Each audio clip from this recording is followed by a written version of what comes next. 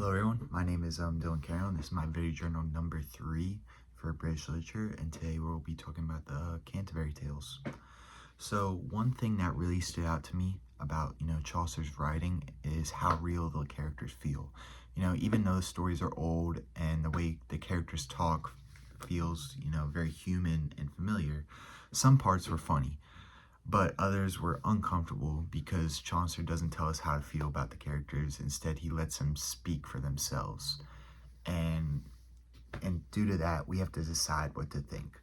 That made the stories feel, surprisingly modern, especially in how people defend themselves or, try to control how others see them. The character voice that really stood out to me the most was the pardoner. I found his voice really unsettling because he openly admits about lying and using religion to make money. This makes him, very memorable in that because he doesn't seem ashamed at all. Instead of hiding his corruption that he does every day, he almost brags about it.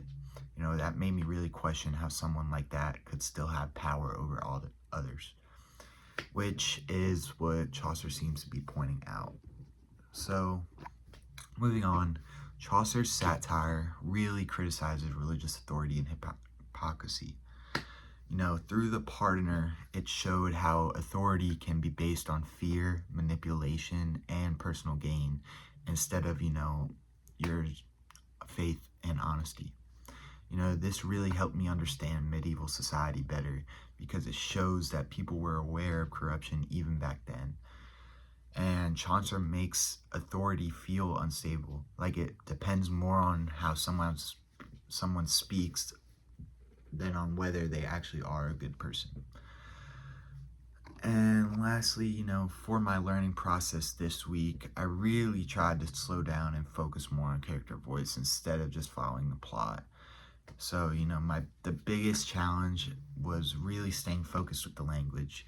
But once I really started paying attention to the tone and motivation and all these things, the readings actually made more sense to me.